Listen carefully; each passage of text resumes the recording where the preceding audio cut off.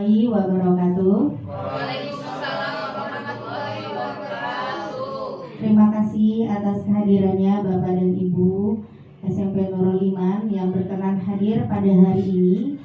Yang ingin saya sampaikan adalah tentang diskriminasi, tentang budaya positif.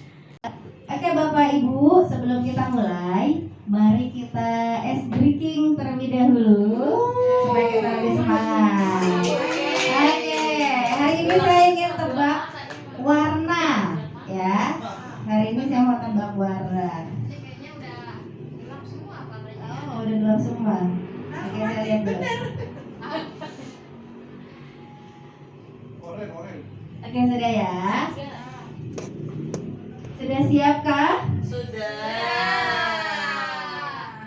Oke. Tebak warnanya ya. Ini warna apa? Merah, kuning, hijau, biru, putih. Warnanya. Warna background. Warna background tulisan. Warna tulisannya. Ini warna? Kuning. Warna? Warna? Pakai cabu dani ya. Ya, warna apa? Biru. Hijau. Warna? Kuning. Hijau, biru, hijau, kuning, merah. Oke. Berarti masih konsentrasi ya Bapak Ibu ya. Oke. Yuk kita lanjutkan ke berikutnya. Izinkan saya untuk pertama kali sebagai ilustrasi. Di sini ada contoh ya, apabila Bapak atau Ibu ya yang yang A dan yang B gitu ya. Apabila yang A ini menggenggam suatu tangan yang sangat erat dan ini isinya adalah barang yang sangat berharga. Ya. Untuk yang B, orang kedua adalah berusaha untuk melepaskan tangan A ini biar dia terlepas. Oke, coba Bapak Ibu bayangkan caranya gimana untuk merayu yang orang B, untuk merayu supaya yang A ini melepaskan tangannya, tapi yang A bersikeras untuk mempertahankan supaya tidak terlepas dari tangannya. Oke, sudah Bapak Ibu? Oke, boleh dipraktekkan berpasangan. Siapa yang mau menggenggam, siapa yang ingin melepaskan. Yang satu menggenggam. Iya, menggenggam tangannya seakan-akan ada barang berharga yang di dalamnya.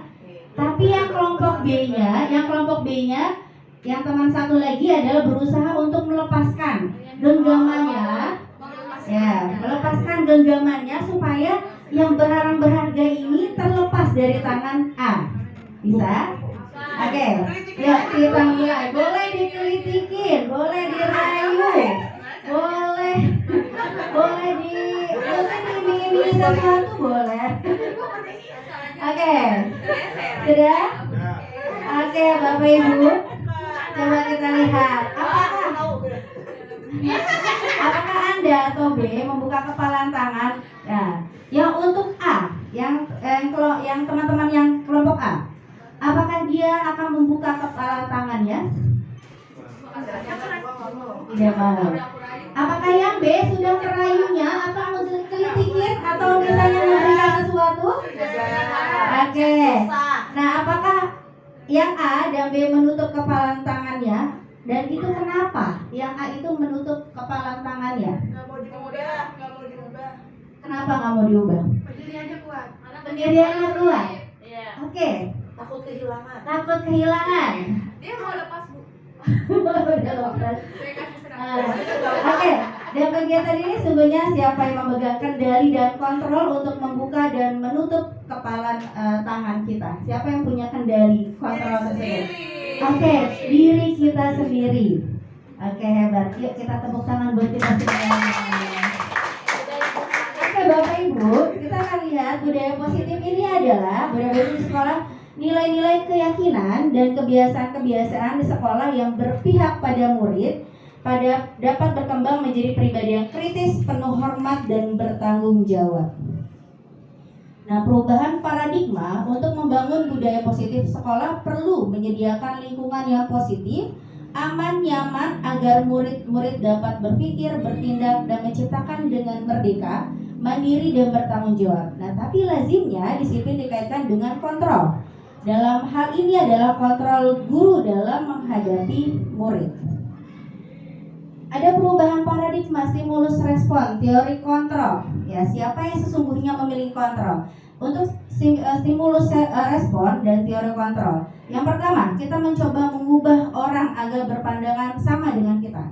Dengan teori kontrol, kita berusaha memahami pandangan orang lain tentang dunianya.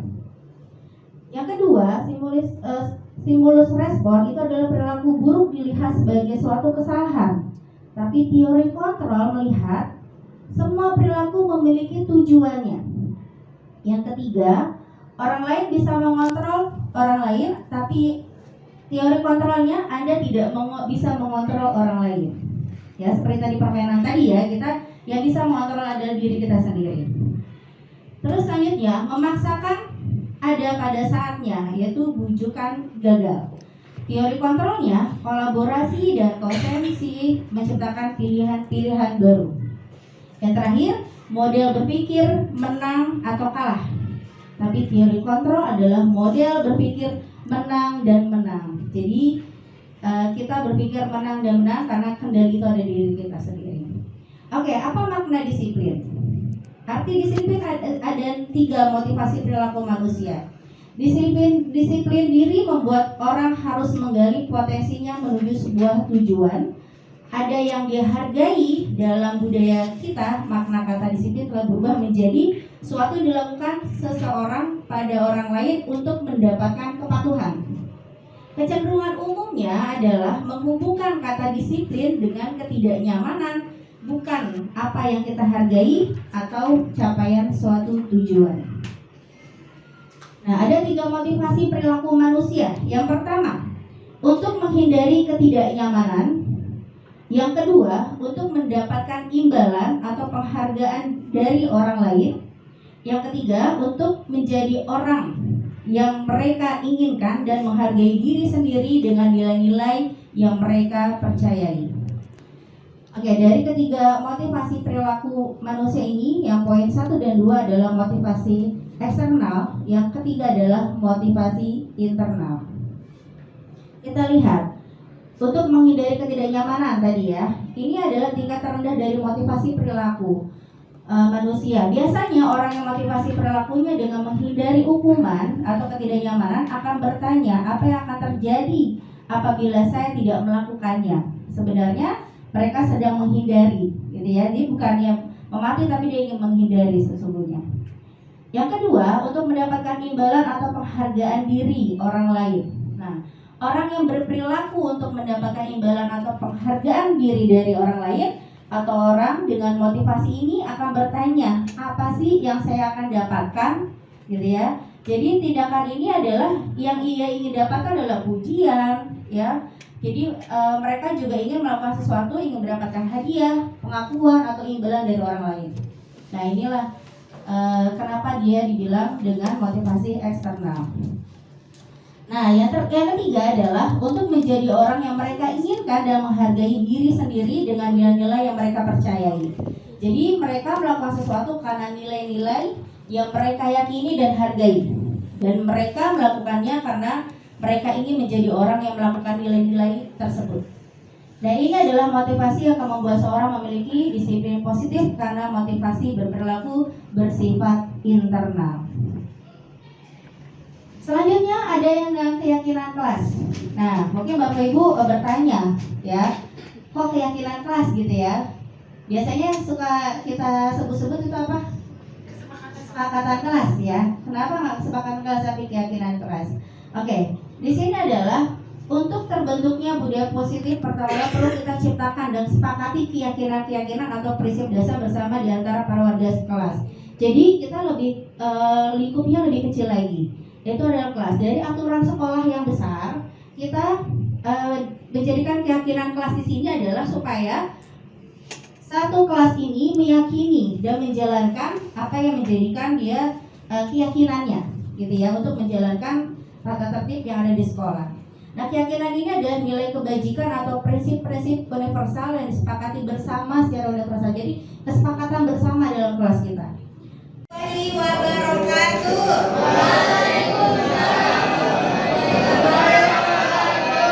Apa kabar anak-anak 8D? Alhamdulillah sehat. Oke teman-teman semuanya, kelas 8D. Hari ini Ibu ingin membuat keyakinan kelas. Apa sih itu keyakinan kelas? Keyakinan kelas adalah segala aturan yang ada di sekolah tapi yang kira-kira bisa kita jalani. Paham nggak? Contohnya apa? Ya, contohnya misalnya datangnya tepat waktu atau misalnya buang sampah pada tempatnya dan sebagainya. Yang kira-kira yang bisa kita jalani di kelas yang membuat aturan kelas atau tata tertib yang ada di sekolah bisa kita jalani. Paham? Oke, sebelumnya kita membuat ini, mari kita bersama-sama berdoa terlebih dahulu. Berdoa mulai. Berdoa selesai. Oke, anak-anakku kelas 8D yang sudah saya sampaikan tadi awal adalah kita akan membuat keyakinan kelas. Keyakinan kelas ini adalah yang bisa kita jalani bersama-sama supaya kelas ini menjadi kelas yang tertib, disiplin ya, dan mempunyai tanggung jawab. Ya, sekarang saya akan membuat kelompok. Silakan kalian nanti berkelompok ya, satu garis ini bisa 2 kelompok. Nanti saya akan berikan apa ini namanya? Not, apa? Sticky not. Oke. Akan saya buat berikan ini satu kelompok satu ya, untuk kalian tulis kira-kira apa aja sih yang bisa kita jalani ya, aturan-aturan bisa kita jalani untuk keyakinan kelas ini. Nanti kalian tulis, diskusikan dalam kelompok kalian. Oke, saya bagikan dulu ya. Oke. Yuk, tak kamu kelompoknya ya. Ini kamu kelompoknya. Tolong belakang ya.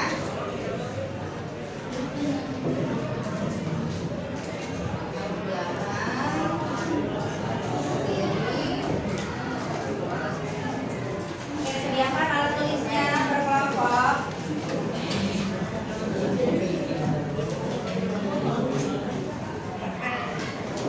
Sudah? Oke, sudah kebagian satu kelompok. Ya, sekarang kalian silakan berdiskusi dalam kelompoknya. Yuk, kalian berdiskusi dalam kelompoknya. Keyakinan kelas apa yang ingin kita jalani di kelas ini supaya kita bisa menjalankan tata tertib sekolah menjadi lebih baik lagi di kelas ini. Ya, saya kasih waktu. Ya, saya kasih waktu. Silakan. Ya.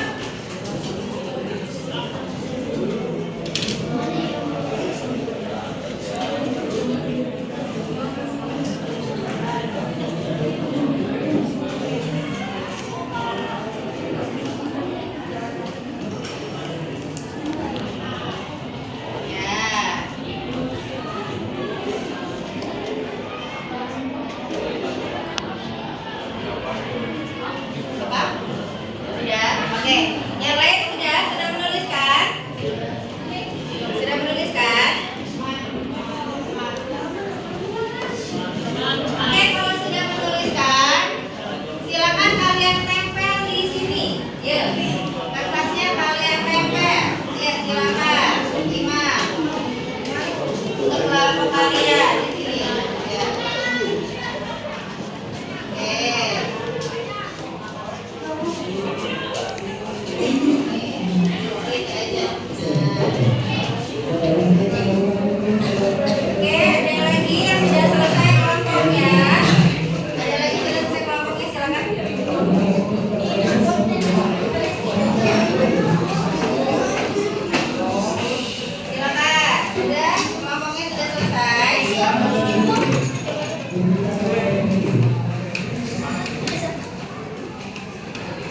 Ya, tinggal 2 kelompok lagi ya. Ya, kita lihat.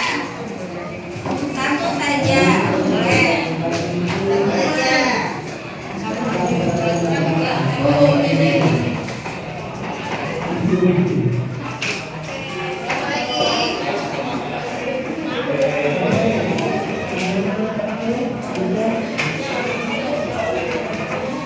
Oke, sekarang kita lihat bahas satu-satu ya.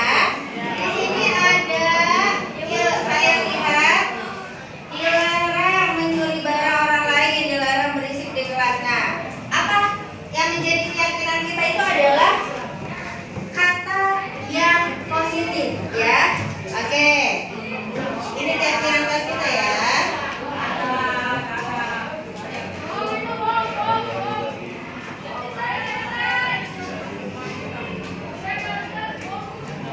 Kira-kira apa nih? Dilarang mencuri barang orang lain berarti gimana? Menjaga apa? Hah?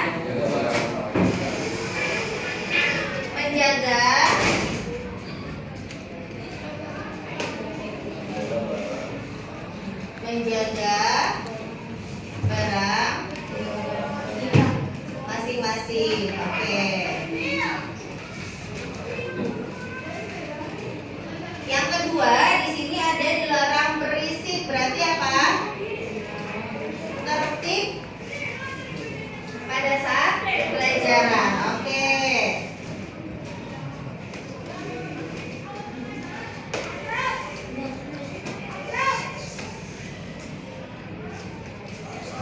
Oke, kelompok ini sudah saya bacakan lagi. Di sini jangan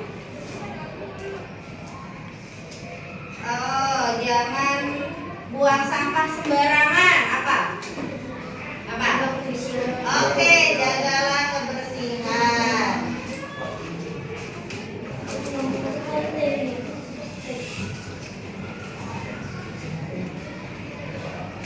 Oke, ini tadi sudah. Kita lihat lagi. Oh, ini tadi udah ya. Nah, ini apa nih? Menyimak penjelasan guru. Berarti gimana? Sudah ya, kalimat positif ya ini ya. Menyimak penjelasan guru. Apa? Menyimak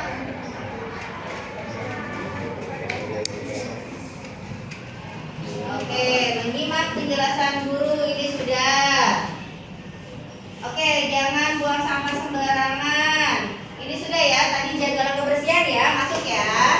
Oke, selanjutnya tidak membuang sampah sembarangan, tidak keluar kelas tanpa izin. Berarti apa? Hah? Gimana? Tidak keluar kelas tanpa izin berarti kalimat positifnya gimana? Kalimat positifnya izin saat keluar. Izin saat keluar kelas. Oke, yang keenam, coba saya lihat lagi. Tidak berisik saat guru sedang menjelaskan. Berarti sama ya, seperti tertib pada saat pelajaran ya. Oke, ini sama. Sekarang kita lihat lagi. Tidak berisik. Oke, jangan buang sampah sembarangan. Berarti sudah ya. Oke, satu lagi. Jangan buat keributan di kelas. Berarti tertib saat pelajaran. Oke, teman-teman menyimak penjelasan guru juga bisa ya. Oke, berarti ini adalah keyakinan kelas kita. Gimana teman-teman, sepakat? Apakah kita mau menjalankan ini? Oke, menjaga barang masing-masing. Artinya apa? Jangan teledor kamu menyimpan barang. Jadi kalau punya pulpen, punya penggaris, kamu simpan di tempatnya ya. Oke, terus apa lagi tertib saat pelajaran? Tolong tertib, tidak bikin gaduh, nggak berisik gitu ya teman-teman ya. Oke, selanjutnya apa? Jagalah kebersihan. Tolong di kelas kita harus kita jaga kebersihannya. Oke ya. Apalagi menyimak penjelasan guru. Apabila guru sudah menjelaskan,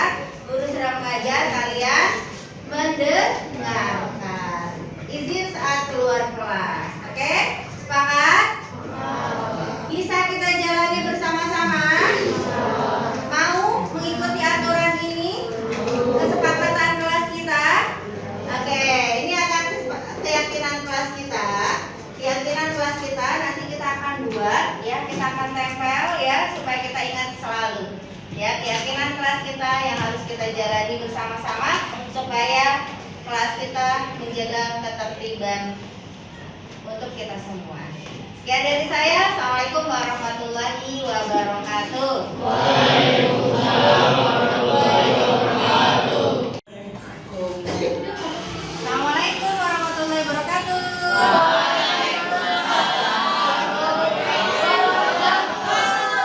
Apa kabar? Alhamdulillah. Ibu mau tanya nih, yang kemarin kita buat tentang keyakinan kelas, apakah sudah dibuat biar kita bisa tempel di kelas biar kita ingat? Sudah lagi dibuat, Bu. Oh, lagi dibuat. Oh, ini.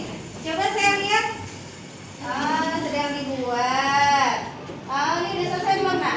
Lagi tinggal ditempel di dinding. Oke, yuk diselesaikan dulu. Tinggal dilem ya? Oke. Ya kita lihat dulu nih apa nih kira-kira kelas kita. Yang pertama tepat waktu masuk sambil nempel nggak apa-apa. Dan keluar kelas sambil nempel di sini. Pertanyaan jika tidak mengerti, empati terhadap sesama teman yang kami menyimak penjelasan guru, berdoa sebelum dan sesudah belajar, dan jagalah kebersihan. Oke, gimana? Sudah siap ditempel? Sudah siap ditempel? Oke, dilem dulu. Dilem dulu. Oke, ujung-ujungnya. Nanti ini akan kita tempel ya, Nak ya. Oke. Di mana kira-kira yang pas tempelnya? Mana ya? Oke, biar kelihatan ya.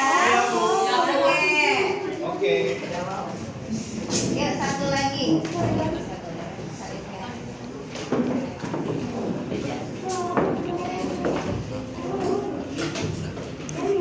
Ya, jadi kesepakatan kelas ini untuk keyakinan kelas kita, ya Nak ya, supaya kita ingat dan biar kita sama-sama keyakinan kelas ini kita jalankan ya. Oh, di sini, ya permisi dulu. Ya, mau ditempel di mana, Iva? Di sini. Oke, kita tempel di sini. Ya, kelihatan kita baca sama-sama ya. Keyakinan kelas yang sudah kita buat kemarin. Ya, duduk sini. Yang pertama tepat waktu masuk dan keluar kelas. Sepakat? Yang kedua bertanya jika tidak mengerti. Oke? Empati terhadap sesama teman, ya, saling bantu, saling kerjasama. Bisa ya, kita ya, kompak ya. Oke, selanjutnya jagalah kebersihan. Oke, ya, kita lihat harus kebersihan kita harus kita jaga ya. Oke, selanjutnya berdoa sebelum dan sesudah belajar, itu harus ya, supaya kita dapat keberkahan. Oke, terakhir menyimak penjelasan guru. Oke, keyakinan kelas ini sepakat kita jalani bersama-sama. Alhamdulillah. Ya, terima kasih semuanya ya. Ibu pamit dulu ya. Assalamualaikum warahmatullahi wabarakatuh. Murid-murid dapat berpikir, bertindak, dan menciptakan dengan merdeka, mandiri, dan bertanggung jawab. Nah, tapi lazimnya disiplin dikaitkan dengan kontrol. Dalam hal ini adalah kontrol guru dalam menghadapi murid. Ada perubahan paradigma stimulus respon, teori kontrol. Ya, siapa yang sesungguhnya memiliki kontrol? Untuk stimulus respon dan teori kontrol. Yang pertama, kita mencoba mengubah orang agar berpandangan sama dengan kita. Dengan teori kontrol, kita berusaha memahami pandangan orang lain tentang dunianya. Yang kedua, stimulus respon itu adalah perilaku buruk dilihat sebagai suatu kesalahan. Tapi teori kontrol melihat semua perilaku memiliki tujuannya. Yang ketiga, orang lain bisa mengontrol orang lain, tapi teori kontrolnya Anda tidak bisa mengontrol orang lain. Ya, seperti tadi permainan tadi ya, kita yang bisa mengontrol adalah diri kita sendiri. Terus selanjutnya, memaksakan ada pada saatnya, yaitu bujukan gagal. Teori kontrolnya, kolaborasi dan konsensi menciptakan pilihan-pilihan baru. Yang terakhir, model berpikir menang atau kalah. Tapi teori kontrol adalah model berpikir menang dan menang. Jadi kita berpikir menang dan menang karena kendali itu ada di diri kita sendiri. Oke, apa makna disiplin? Arti disiplin ada 3 motivasi perilaku manusia. Disiplin diri membuat orang harus menggali potensinya menuju sebuah tujuan. Ada yang dihargai dalam budaya kita, makna kata disiplin telah berubah menjadi suatu yang dilakukan seseorang pada orang lain untuk mendapatkan kepatuhan. Kecenderungan umumnya adalah menghubungkan kata disiplin dengan ketidaknyamanan, bukan apa yang kita hargai atau capaian suatu tujuan. Nah, ada 3 motivasi perilaku manusia. Yang pertama, untuk menghindari ketidaknyamanan. Yang kedua, untuk mendapatkan imbalan atau penghargaan dari orang lain. Yang ketiga, untuk menjadi orang yang mereka inginkan dan menghargai diri sendiri dengan nilai-nilai yang mereka percayai. Oke, dari ketiga motivasi perilaku manusia ini, yang poin 1 dan 2 adalah motivasi eksternal, yang ketiga adalah motivasi internal. Kita lihat, untuk menghindari ketidaknyamanan tadi ya, ini adalah tingkat terendah dari motivasi perilaku manusia. Biasanya orang yang motivasi perilakunya dengan menghindari hukuman atau ketidaknyamanan akan bertanya apa yang akan terjadi apabila saya tidak melakukannya. Sebenarnya mereka sedang menghindari, gitu ya. Jadi bukannya memati tapi dia ingin menghindari sesungguhnya. Yang kedua, untuk mendapatkan imbalan atau penghargaan diri orang lain. Nah, orang yang berperilaku untuk mendapatkan imbalan atau penghargaan diri dari orang lain atau orang dengan motivasi ini akan bertanya, apa sih yang saya akan dapatkan, gitu ya. Jadi tindakan ini adalah yang ia ingin dapatkan adalah pujian, ya. Jadi mereka juga ingin melakukan sesuatu, ingin mendapatkan hadiah, pengakuan atau imbalan dari orang lain. Nah, inilah kenapa dia dibilang dengan motivasi eksternal. Nah, yang ketiga adalah untuk menjadi orang yang mereka inginkan dan menghargai diri sendiri dengan nilai-nilai yang mereka percayai. Jadi mereka melakukan sesuatu karena nilai-nilai yang mereka yakini dan hargai.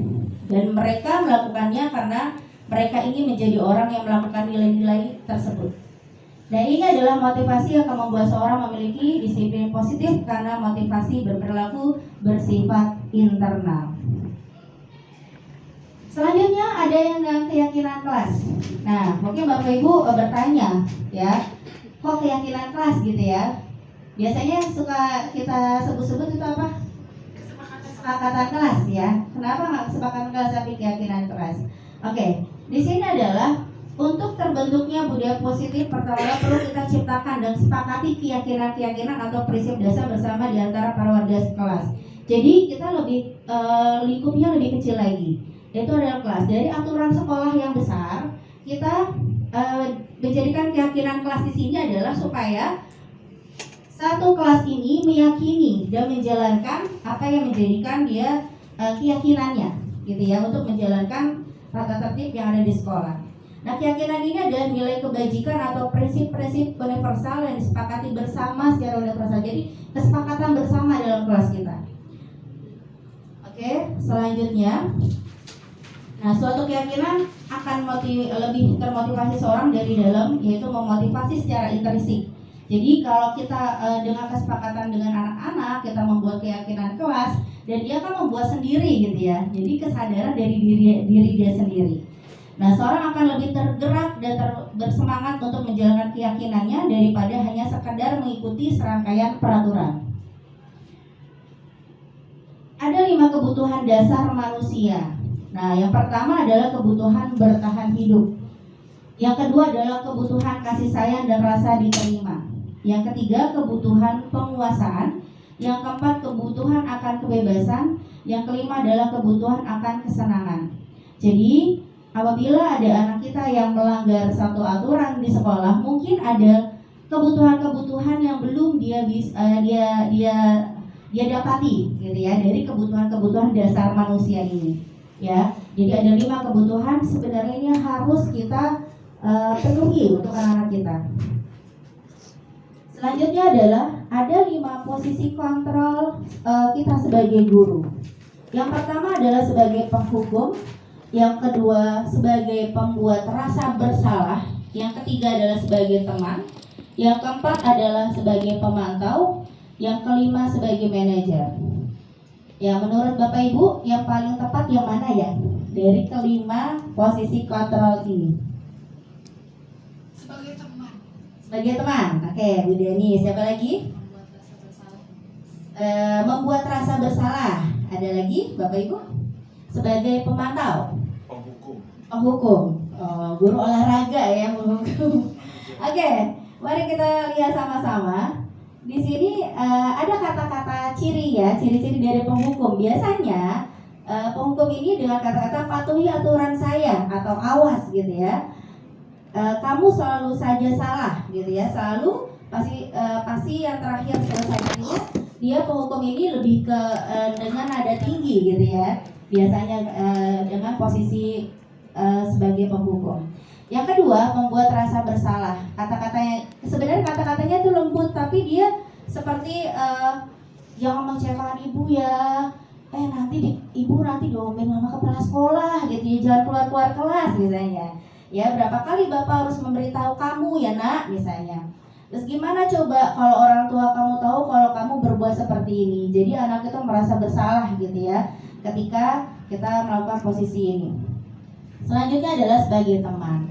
Nah, sebagai teman ini adalah hubungan yang baik dan humor ya untuk mempengaruhi seseorang. Nah, mereka biasanya dengan kata-kata, ayolah bantu demi bapak atau ibu gitu ya. Ayo ingat kita bantu bapak ibu selama ini. Ya sudah, kali ini tidak apa-apa, nanti ibu bantu bereskan. Jadi kalau sebagai teman ini seakan-akan kita juga tidak ada anak tidak ada hormat gitu ya kepada guru gitu ya. Oke, selanjutnya adalah sebagai pemantau. Pertanyaan diajukan seorang pemantau adalah itu yang berkaitan dengan aturan-aturan sekolah. Jadi, ayo peraturannya apa, gitu ya? Apa yang kamu lakukan? Sanksi dan konsekuensinya seperti apa? Jadi, dia hanya berdasarkan dari aturan-aturan yang ada di sekolah. Nah, yang terakhir adalah sebagai manajer. Sebagai manajer ini adalah kita membuat keyakinan ya tadi ya. Apa yang kita yakini ya, kembali kita ke keyakinan kelas gitu ya. Kita langsung bilang apa yang sudah kita sepakati ini dalam keyakinan kelas kita gitu ya. Apakah kamu meyakininya gitu ya, atau jika kamu meyakininya apakah kamu sudah bersedia memperbaikinya.